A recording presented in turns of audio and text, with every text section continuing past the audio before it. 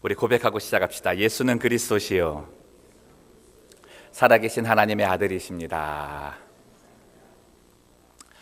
믿는 사람이든 믿지 않는 사람이든 이 성탄절쯤이 되면 한 가지 좋아하는 것이 있습니다. 그게 저는 크리스마스 트리 같은데요.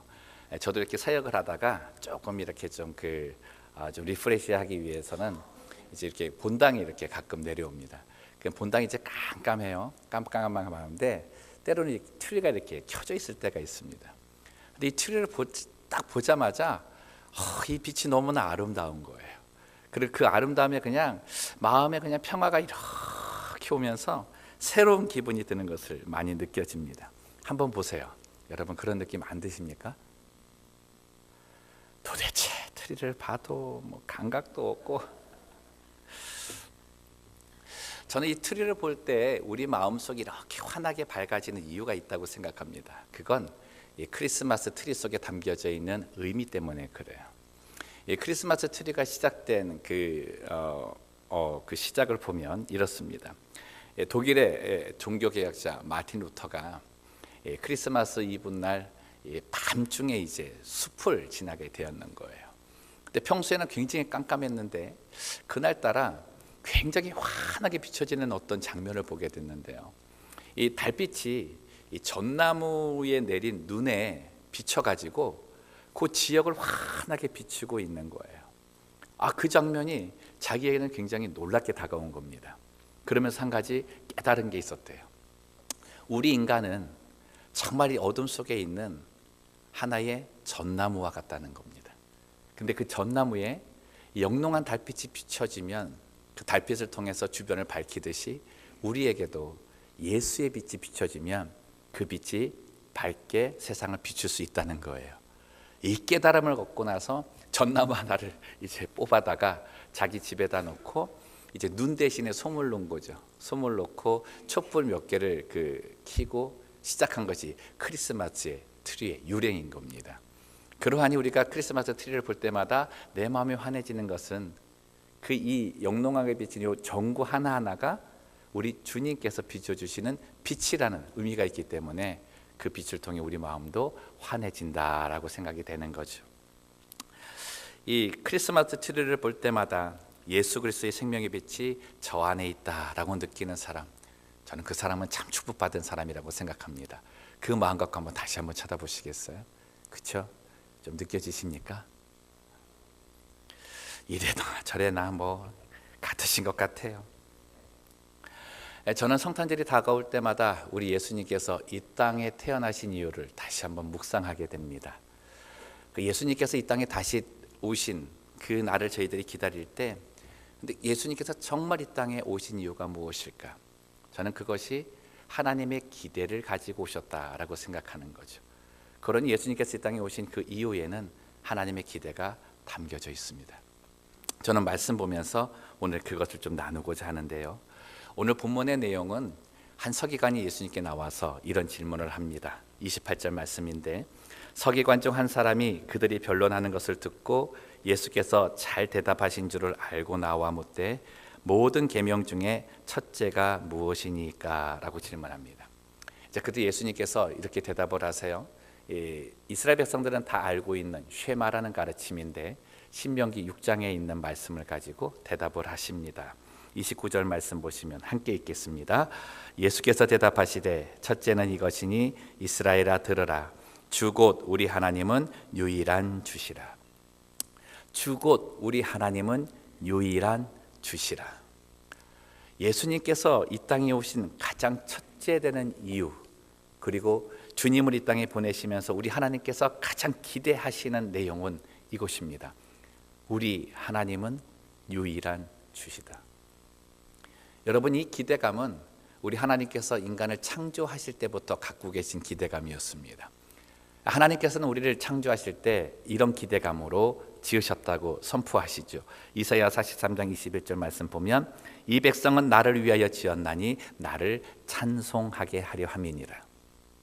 하나님은 우리의 유일한 찬송의 대상이 되게 하신다는 것, 그리고 그 찬송을 부를 자가 우리라는 것입니다. 그리고 말씀하시죠. 우리들이 이 내용의 증인이고 이것을 선포하며 살아야 될 존재라고 하십니다. 여러분 그 말씀 이사야 43장 10절에서 11절 말씀을 보겠습니다. 나 여호와가 말하노라 너희는 나의 증인 나의 종으로 택함을 입었나니 이는 너희가 나를 알고 믿으며 내가 그인 줄 깨닫게 하려 함이라. 나의 전에 지음을 받은 신이 없었느니라. 나의 후에도 없으리라. 나 곧 나는 여호와라. 나 외에 구원자가 없느니라. 예수님께서 이 땅에 오신 이유는 우리의 구원자는 하나님밖에 없으며 우리의 주는 하나님밖에 없음을 가르쳐 주시고 또한 우리를 통해 그것을 증언하며 살게 하기 위해 오셨다는 것이지요. 여러분 예수님께서 이 땅에 오신 이유를 저희가 생각할 때 정말 내 안에 하나님이 오직 유일한 주시다라고 하는 고백이 있다고 한다면 우리 주님께서는 내게 오신 이유를 이루셨다 말씀드릴 수가 있는 것입니다. 왜 그것이 회복되어야 될까요? 우리 인간은 아담의 죄의 결과로 잊어버린 것이 있는데 그것이 뭐냐면 하나님이 유일한 나의 주시라는 겁니다. 여러분 때때로 아담의 죄가 뭐 그리 크냐고 말씀하시는 분들이 계시더라고요. 과수원 주인이 저 열매 따먹으면 안 돼라고 해서 그거 말 안 듣고 열매 하나 따먹었는데 야 그것 갖고 그렇게 뭐라 그러시냐고 너무나 좀 주인이 좀 치사한 거 아니냐고 이렇게 말을 하시는 분들도 계시더라고요. 근데 아담과 하와가 선악과를 따먹은 그 일은 과일 하나 따먹은 그 내용이 중요한 게 아니라 그 따먹을 때까지 가진 마음이 중요한 거예요. 그들이 과일을 따먹었을 때 그들 마음속에 생긴 것은 하나님에 대한 불순종이었다는 거죠. 이 죄를 다스릴 수 있는 것도 하나님께서 우리에게 주셨는데 그 죄를 다스리지 못하고 그 죄의 연류가 되어서 교만한 마음 때문에 하나님에게 맞서서는 대항하고 반항하는 자세로 서게 됐다는 겁니다. 그래서 그것을 따먹은 거예요. 여러분 그 따먹은 이유를 성경이 이렇게 이야기하고 있습니다. 창세기 3장 4절 6절을 제가 읽어드릴게요. 뱀이 여자에게 이르되 너희가 결코 죽지 아니하리라. 너희가 그것을 먹는 날에는 너희 눈이 밝아져 누구와 같이 되어 하나님과 같이 돼요. 하나님과 같이 돼요. 그 전까지는요 그래도 안 따먹으려고 그랬어요. 근데 뱀이 유혹을 할 때 어떤 말이 그 마음에 확 들어와요? 하나님과 같이 될 것이다 너희가. 그 마음 때문에 하와의 마음이 변화된 거예요. 관심도 없었던 것이 보암직도 하고 먹음직도 하고 지혜롭게 할 만큼 탐스럽기도 하다는 거예요. 그래서 그것을 따먹었습니다. 그리고 또 누구에게도 줘요? 자기의 남편 아담에게도 줘요. 아담이 거절합니까? 안 합니다. 또 어떻게 해요? 그거 따먹어 같이 먹어요. 아담이 하와에게 잘못을 이렇게 전가시킬 수 있는 부분도 아닌 것 같아요. 여러분 아담과 하와가 왜 따먹었습니까? 하나님의 자리를 내가 얻기 위함입니다. 나의 삶의 주인을 내가 두기 위해 그 자리에 서기 위함이었죠. 우린 지난주에 내 삶의 주인을 하나님으로 모시는 것이 얼마나 축복인가를 많이 나누었습니다. 그 가운데 제가 오늘 또 나누고 싶은 건 이 마음이에요. 우리가 왜 하나님과 같이 되어서 내 삶의 주인을 내가 되려고 하는 것일까? 그렇게 되면 잘 될 줄 알고 그래요. 하나님 떠나서 살고 내 마음대로 내 뜻대로 내 능력으로 살면 잘 살 줄 알아서 그랬습니다. 그런데 결과가 어떻게 돼요? 그렇지 않았습니다. 에덴 동산에서 쫓겨나게 되고요. 우리의 삶에 있어서는 수고가 우리에게 보람이었고 즐거움이었어야 돼요. 근데 수고가 기쁨이 되지 못하고 노동의 고통으로 바뀌어 버린 거죠. 그게 우리의 인생입니다. 이 일을 당하신 하나님의 마음은 어떠실까요? 정말 괴로우셨습니다. 더군다나 이 하나님의 원수된 존재인 사단의 그 종로로 타면서 그 밑에서 고생하고 있는 하나님의 자녀들을 보면서 그 마음은 더한 거죠. 여러분 우리의 삶이 그렇지 않습니까? 뉴저지에 있을 때 이 작은 자영업을 하시는 집사님 한 분이 계셨는데 그래도 괜찮게 하셨어요. 그런데 나이가 이렇게 되니까 자기 아들에게 이것을 좀 물려주고 싶은 거예요. 너무나 잘 되고 하니까 요즘 직장 구하기도 힘들고 직장 가서도 몇 년을 또 지내야 그런 걸 얻을 수 있잖아요. 그러한 마음에 이제 아들에게 이제 주려는 마음을 갖고 있는데 이 가정에 좀 어려움이 예전에 있었어서 이 아들이 대학에 들어갈 때쯤에 아버지하고 사이가 너무나 안 좋아진 거예요. 그 이후로 이 아들은 아버지 얼굴조차 보지도 않으려고 그러고 아예 집을 나가서 살고 있었습니다.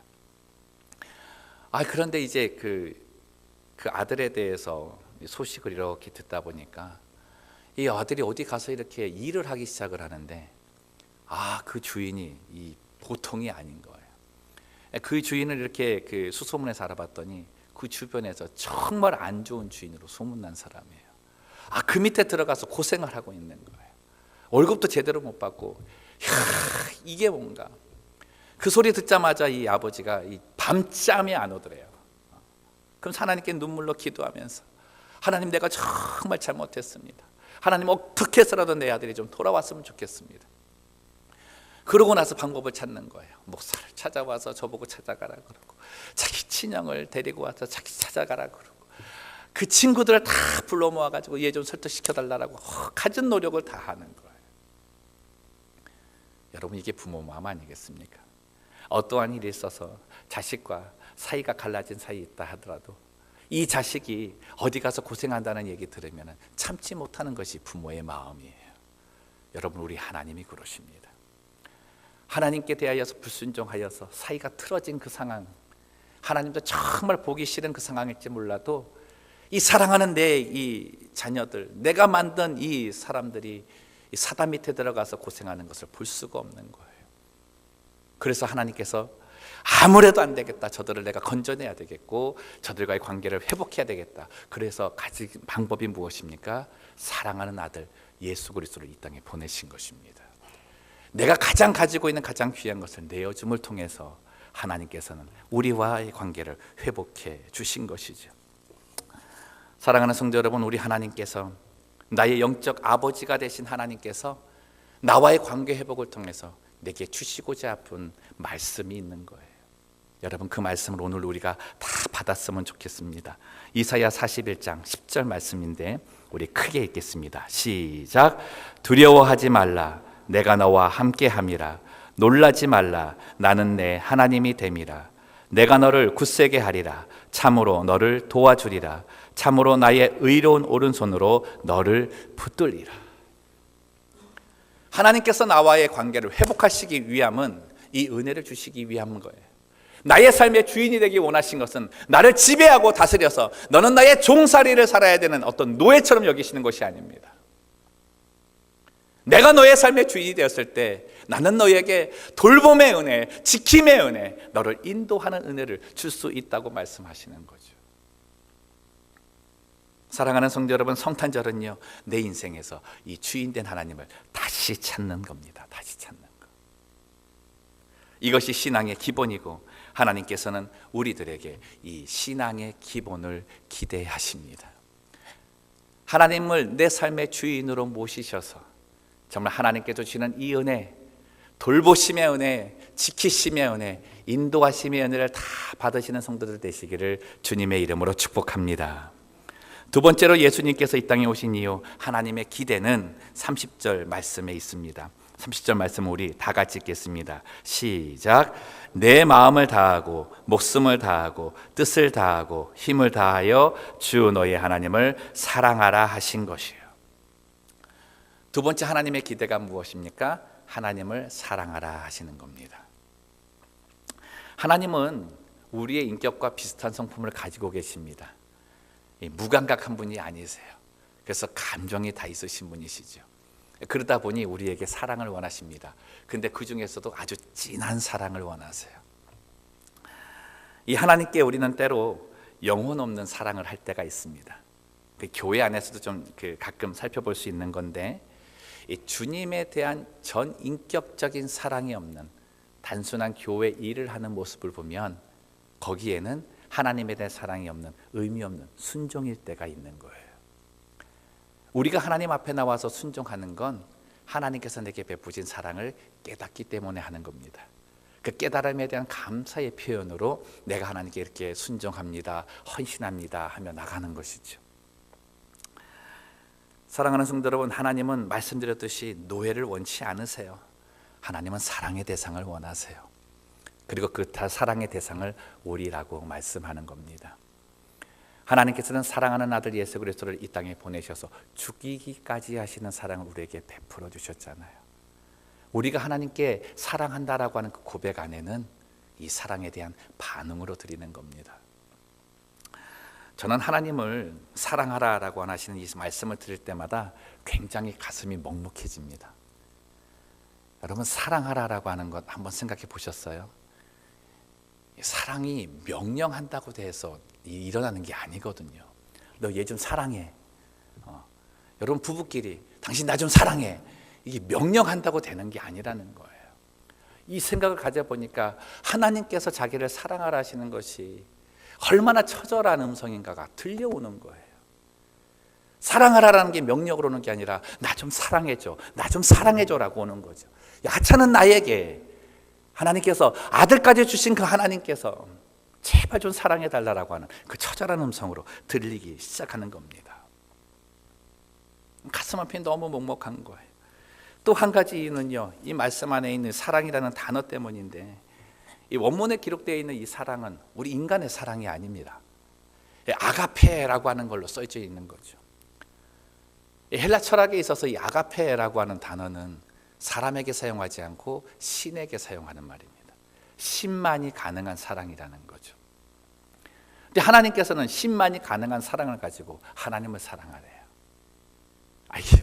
저로서는 생각할 때 너무나 불가능하다라는 생각이 너무나 더 먹먹해지는 것이죠.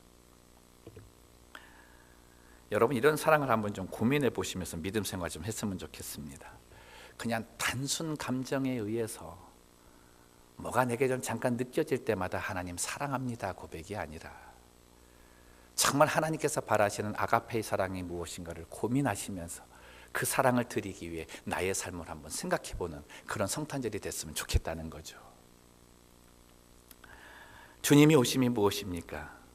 내 안에 있는 인간적인 속된 사랑을 아가페 사랑으로 바꿔주시기 오신 거예요.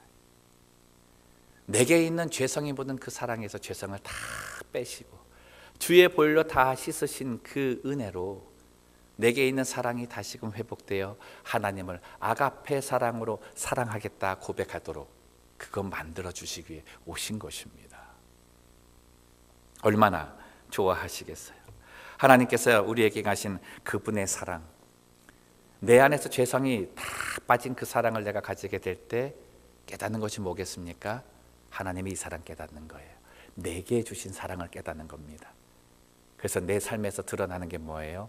명령하지 않아도 자원해서 하나님을 사랑했다라고 자발적인 사랑을 하나님께 드리기 시작하는 겁니다. 사랑하는 성도 여러분, 이 사랑 주님께 고백하며 사는 성도들 되시기를 바랍니다. 여러분, 우리의 마음을 담아서 한번 고백해 보면 좋겠습니다. 함께 합시다. 하나님 사랑합니다. 이것이 단순한 입술의 고백이 안 되는 성탄절이 되기를 정말 축복합니다. 여러분, 그게 하나님께서 우리에게 기대하시는 거예요. 세 번째로 예수님께서 이 땅에 오신 이유, 하나님께서 우리에게 거시는 기대는 31절 말씀에 있습니다. 함께 있습니다. 둘째는 이것이니 내 이웃을 내 자신과 같이 사랑하라 하신 것이라. 이보다 더 큰 계명이 없느니라. 이웃사랑입니다. 내 이웃을 내 몸과 같이 사랑하라. 잘 알고 있죠. 근데 저는 이 성탄절에 이웃 사랑하라라고 하는 이 말씀 가운데 이 이웃을 한번 좀 생각해 봤으면 좋겠습니다. 나의 이웃은 누구인가? 이웃을 사랑하라 그러는데 그럼 내가 사랑할 이웃은 누구인가를 한번 생각하는 기간이었으면 좋겠다는 거죠. 이 서기관이 예수님께 나와서 질문을 했을 때 예수님께서 내 이웃을 내 몸과 같이 사랑하라 그랬잖아요. 서기관이 맞습니다, 옳습니다 그래요. 근데 당시에 이 유대인들 생각 속에서 이 이웃의 개념은 유대인들만이 이웃이었습니다. 자기와 같은 인종이어야 되고 자기와 같은 종교를 가져야 되고 뭐 가난한 과부든 아니면은 뭐 고아이든 뭐 좀 불쌍한 사람들도 유대인이어야만 자기의 이웃이었습니다. 근데 예수님께서 말씀하시는 이웃은 그게 아닌 거예요. 내가 생각하고 있는 그 이웃의 바운더리를 넘어서는 이웃을 말씀을 해주고 있습니다. 본문의 내용과 비슷한 내용이 누가복음 10장에 기록되어져 있는데 거기에는 선한 사마리아인에 대한 비유가 나옵니다. 여러분 내용 아시는 분도 계실 거예요. 한 사람이 예루살렘에서 여리고로 내려가다가 강도를 만났어요. 그래서 거반 죽게 되었습니다. 근데 믿음이 좋다고 하고 칭찬받았던 이제 제사장이 그 곁을 지나가는데 돌보지 않고 훅 지나가 버려요. 하나님 잘 섬긴다고 레위인도 딱 보더니 아이고 나도 강도 맞을까 그 마음에 훅 지나가 버려요. 그런데 이 유대인에게 정말 이방인으로 사람 취급조차 받지 못했던 사마리아인은 그 곁을 지나다가 그를 자기 그 낙타에 태워서 여관에 데려다주고 자기가 가지고 있는 소유도 주고 모자라면 다시 와서 주겠다는 말까지 다 해서 케어해 줍니다. 그리고 예수님께서 제자들에게 물으시는 거예요. 누가 이웃이냐? 제자들이 그런 거죠. 자비를 베푼 자다. 여러분 예수님께서 오늘 말씀하시는 이 서기관에게 말씀하시는 그 음성이 우리에게 들려졌으면 좋겠습니다. 이웃이 누구인가? 제가 이번 주 영상 하나를 이렇게 봤는데 뭐였냐면 한 신사가 이제 공항에 가서 이제 비행기를 기다리고 있었습니다. 그러다가 도넛 가게에 들어갔어요. 도넛 가게에 들어가서 도넛 5개를 사가지고 이제 그 휴게실이라는 곳에 이제 들어가 있었어요. 그래서 자기 코트와 가방을 이제 그 의자에 놓고 이제 신문을 읽고 있는데 앞에 굉장히 그 이 허술한 차림의 노인 한 분이 와서 앉는 거예요. 근데 누가 봐도 노숙자 같아요. 이 노숙자가 어떻게 공항에 들어왔는지도 잘 모를 정도의 어떤 그런 모습이었는데 신문 읽고 있는데 노숙자가 갑자기 이 도넛가 담긴 봉투 안에 손을 훅 집어넣는 거예요. 그 도넛 하나를 딱 꺼내더니 미소를 딱 짓고 먹는 거예요. 그래서 이 사람이 굉장히 황당하지 않습니까? 그래서 뭐 노숙자 할아버지니까 참 배가 고프셨나 보다라고 해서 드시게 했대요. 그리고 자기도 하나 꺼내 먹었답니다. 뭐 그래도 아직 3개는 남아 있으니까 이렇게 먹었대요. 그래서 또 먹고 또 이제 신문 보고 있는데 또 이 사람이 봉지에다 손을 훅 집어넣더니 또 빼가 들어가는 거예요. 그리고 웃으면서 너무 맛있게 먹는데요. 그리고 뭐 땡큐라는 말도 없는 거예요. 근데 갑자기 이제 그때부터 그 부해가 나기 시작하는 거예요. 이게 뭐지? 또 참았대요. 그리고 자기도 하나 또 먹었어요. 이제 몇 개 남았습니까? 1개 남았잖아요. 그런데 이제 그 무슨 이제 비행기 어디 이제 탑승 시간이 있다 광고가 하나 떴는데 이 할아버지 비행기인가 봐요. 이 할아버지가 벌떡 일어나더니 이제 가실 시간 됐는데 갑자기 봉투 안에 손을 집어넣더니 마지막 도넛을 꺼내는 거예요. 꺼내더니 다시 한번 얼굴 쳐다보고 씩 웃대요. 그랬더니 양심 있는지 반을 떡재게더니 반을 주고 반을 먹고 가버리더래요. 이 사람이 막 너무 화가 나는데 뭐 저런 인간이 다 있어 막 화가 나더라는 거예요. 그러고 나서 이제 좀 앉아 있다가 이제 자기도 이제 비행기 탑승 시간이 돼서 이제 코트와 가방을 딱 듣는데 코트와 가방을 드는 순간 얼음이 되었습니다. 코트 밑에 자기 도넛 봉투가 있는 거예요.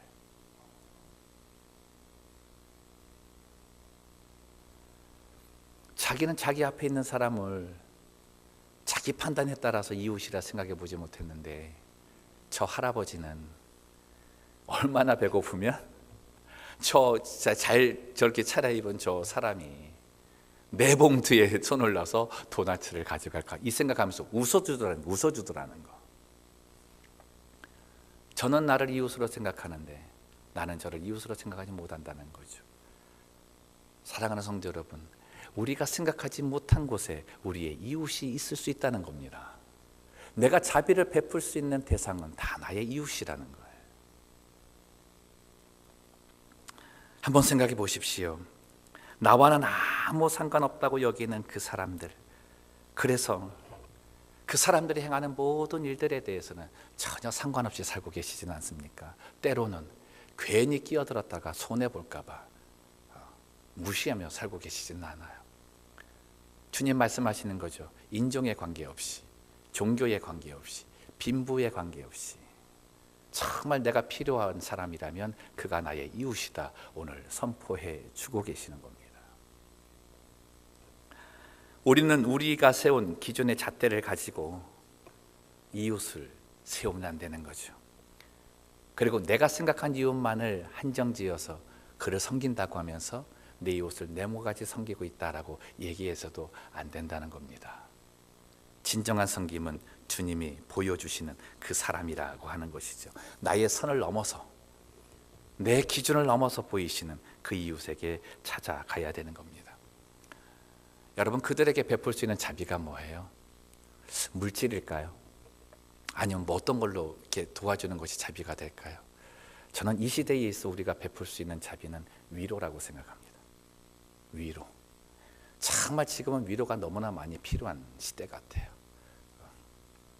좀 하루를 살 때 매일 지쳐 힘들어하는 삶이 아닙니까? 마음 기댈 곳도 없고 어디 가서 무슨 얘기도 편하게 할 수 없는 그런 시대 속에 살고 있는 것 같습니다.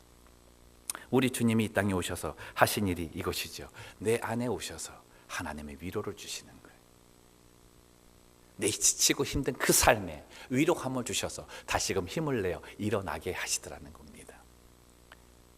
여러분, 예수님이 내 안에 들어오셔서 나로 이 은혜를 입게 하였다면 정말 마틴 루터가 얘기하듯이 내가 하나의 초라한 전나무였지만 그 빛이 비춰졌을 때 나를 통해 비춰지는 그 빛은 이제는 위로의 빛이 된다는 거죠. 가정 안에서 내게 비춰주시는 예수 그리스도의 빛이 반사되어 나갈 때는 가정의 모든 구성원들에게 위로의 빛으로 나가야 되는 것입니다. 그게 우리라는 거죠. 예수님은 우리에게 그것을 회복시키기 위해 오셨고 그것이 하나님께서 우리에게 바라시는 기대라는 것입니다. 사랑하는 성도 여러분, 세상은 이 사랑을 가진 그리스도인들을 기다립니다. 그런데요, 우리 하나님은 세상이 기다리는 그리스도인들을 기대합니다. 사랑하는 성도 여러분, 우리 모두가 세상이 기대하는 그리스도인 되시기를 주님의 이름으로 축원합니다. 마지막으로 예수님께서 이 땅에 오신 이후 하나님께서 기대하시는 우리의 참 모습은 참 예배자가 되는 겁니다. 참 예배자가 되는 것. 본문 33절 말씀인데요, 우리 다 같이 한번 읽어보겠습니다. 시작. 또 마음을 다하고 지혜를 다하고 힘을 다하여 하나님을 사랑하는 것과 또 이웃을 자기 자신과 같이 사랑하는 것이 전체로 드리는 모든 번제물과 기타 제물보다 나으니이다. 참 놀라운 대답을 하죠. 이 서기관이 대답하는 거예요. 똑똑한 서기관입니다. 여러분 보세요. 사랑 없이 드리는 예배는 헛되다는 말씀을 하고 계시는 겁니다. 하나님 사랑하는 마음 갖지 않고 오는 예배는 헛된 예배이고 이웃 사랑하지 않고 오는 예배는 헛된 예배라는 거예요. 사도 바울은 고린도전서 13장에서 이렇게 선포하죠. 사랑이 없으면 천사의 말을 할지라도 울리는 꽹과리와 같다. 소란한 꽹과리에 불과하다는 겁니다. 예배자의 자리에 와서 아무리 크게 외치고 기도할지라도 하나님 사랑하는 마음과 이웃 사랑하는 마음이 없다면 울리는 꽹과리밖에 될 수 없다는 거죠. 여러분, 참 예배자는 참 예배를 드리는 자입니다. 참 예배는 하나님을 사랑하고 이웃을 사랑하는 삶을 살고 온 자가 드리는 예배를 말씀한다는 겁니다. 우리의 예배의 삶을 좀 돌아봐야 되지 않겠습니까? 하나님 사랑, 이웃 사랑은 예배라는 거예요. 단지 그냥 말씀 보고 기도하고 하는 경건의 시간 하나만으로가 예배가 아니라 하나님 사랑하는 마음, 이웃 사랑하는 마음이 있으면 그 자리가 예배라는 겁니다. 근데 예수님께서 어떻게 선포하세요? 34절 말씀 보시면 예수께서 그가 지혜 있게 대답함을 보시고 이르시되 내가 하나님의 나라에서 멀지 않도다 하시니 그 후에 감히 묻는 자가 없더라. 하나님의 나라가 너에게 있어서 멀지 않다. 참 예배를 드리는 그 사람의 그 자리가 참 예배자의 그 모습이 하나님의 나라가 이루어지는 모습이라는 거예요. 그 자리가 어디 있든지 간에 그 상황이 어떠한 상황이든 간에 하나님께 예배를 드리는 하나님 사랑과 이웃 사랑이 담겨있는 예배 드리는 그 자리 그 산터는 하나님의 나라가 임하는 곳이라는 겁니다. 우리 주님이 오신 이유는 내 삶터에 이 하나님의 나라가 임하기를 위해 오신 거예요.